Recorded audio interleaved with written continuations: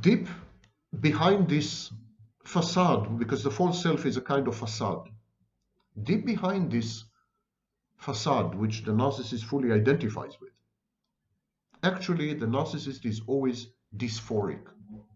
He always feels bad. The narcissist experiences all manner of depressive episodes and lesser dysphoric moods on a constant basis. The narcissist goes through a full panoply of mood disorders and anxiety disorders. Finally, the fifth edition of the Diagnostic and Statistical Manual had recognized this in the alternative model of narcissistic personality disorder. NPD is closely linked to mood disorders. The narcissist even experiences panic from time to time. It is a highly unpleasant experience to be a narcissist, but the narcissist has a diminished capacity to empathize with others, so he rarely feels sorry for what he does to others. He almost never puts himself in the shoes of his victims, as I said. He doesn't regard other people as victims at all. It is very common for the narcissist to feel victimized, deprived, discriminated against, hated, I don't know. The narcissist projects his own labile moods, dysregulated emotions, distorted cognitions, and immoral actions onto others. They are to blame. This is blame shifting, victim blaming. The narcissist feels distressed because he's intelligent enough to realize that something is wrong with him in a major way, especially when he gets older, as he gets older. The narcissist keeps comparing himself to others, and the outcome is never favorable, frankly. The narcissist's grandiosity is one of the defense mechanisms, a cognitive distortion that he uses to cover up for this disagreeable realization. But the efficacy of grandiose defenses, grandiose cognitive distortions, the efficacy is partial. It's intermittent. The rest of the time, when grandiosity is not working, when it's being challenged and undermined and under attack, the narcissist is immersed in self-loathing and self-pity. He is under duress and distress most of his waking life. In a vague way, the narcissist is also sorry for those upon whom he inflicts the consequences of his personality disorder, but not enough to induce in him remorse or regret. Borderlines do experience shame and guilt, however. The narcissist knows that people around him are not happy. He understands that it has something to do with him. But he uses even this to aggrandize himself.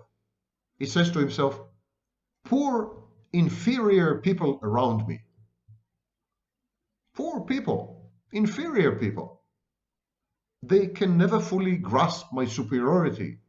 They can never utterly understand me. They are so below me on the evolutionary ladder that I'm the next iteration of humanity, and they're left behind. Narcissist is proud of his misconduct because it proves to him how superior and immune he is to what other people have to go through. His misbehavior creates a kind of right, inalienable. The narcissist believes that he has an inalienable right to misbehave, and that this creates a corresponding commensurate obligation in other people to simply tolerate it. They should take him, accept him as he is, my way or the highway, in your face, defiant, contumacious, and reckless, immoral, exceedingly hurtful to other people, doing amazingly sick, wrong things. So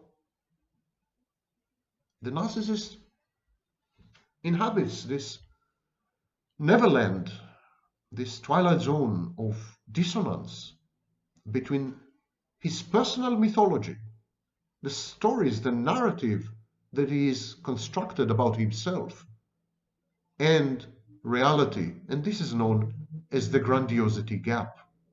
Grandiosity gap creates a permanent state of depression akin to dysthymia. The narcissist puts himself at the center of the world. He's the axis around which everyone and everything revolves. He's the pivot. And yet reality keeps challenging this. His misbehavior is in many ways an attempt to regain the limelight, to put himself at the center of action, sometimes even to inflict on himself punishment. It's a self-punitive act in order to self-harm and experience alive again. When confronted with major crises, traumatic divorce, financial entanglement, a fight with a former friend, a demotion, the narcissist does experience real excruciating, life-threatening pain. This is the narcissist's cold turkey, his withdrawal symptoms, his mortification. I encourage you to watch my videos on mortification. Narcissistic supply is like any other thing, like any other drug, habit forming psychologically. The withdrawal of narcissistic supply has broad implications, psychodynamic implications, all of them very, very painful. So this is the background as to why the narcissist misbehaves.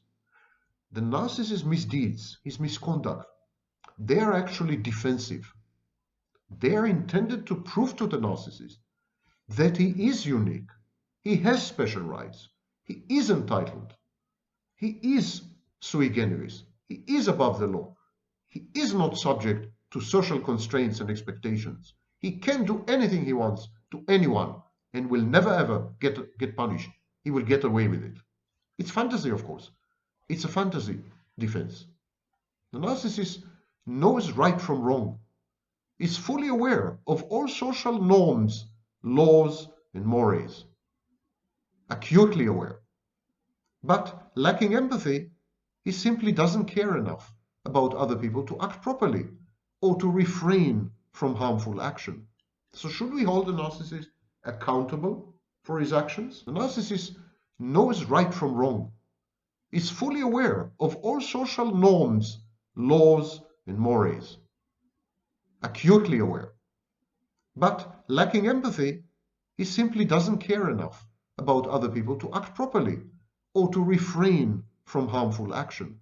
So should we hold the narcissist accountable for his actions? Narcissists of all shades can usually control their behavior and action. When a narcissist goes to prison, he suspends his narcissism fully for the duration. Trust me. So narcissists can change. They can become a lot more human, a lot more empathic, a lot more attuned to their environment, a lot more constrained, a lot more boundaried. Given the right inducements and incentives, for example, fear, the narcissist becomes a different person. But in normal daily life, they simply don't care to make the effort. My answer is the narcissist should be held accountable for most of his actions, if not all of them. Even taking into account his sometimes uncontrollable rage and the backdrop of his grandiose fantasies. Narcissists are mentally ill, but not sufficiently mentally ill, in my view at least, to benefit from the insanity defense. But at all times, even during the worst explosive episode, during the worst self-defeating, self-destructive, self-painful behaviors, the narcissist can tell right from wrong, and he simply doesn't care about the other person sufficiently to refrain from action that is injurious. The narcissist similarly cannot control his grandiose fantasies, his cognitive distortions. He firmly believes that they constitute an accurate representation of reality, but at all times, he does know that lying is wrong and should not be done. He does know that he should not steal other people's property or ideas or mates. He does know all these things. He simply doesn't care enough about society or about others to refrain from doing this. Narcissists should be held accountable for most of their actions because they can tell right from wrong, and they can refrain from acting wrongly. Narcissists simply don't care enough about others to put to good use these twin abilities. Others are not sufficiently important to dent the narcissist's indifference or to alter his shockingly abusive misconduct.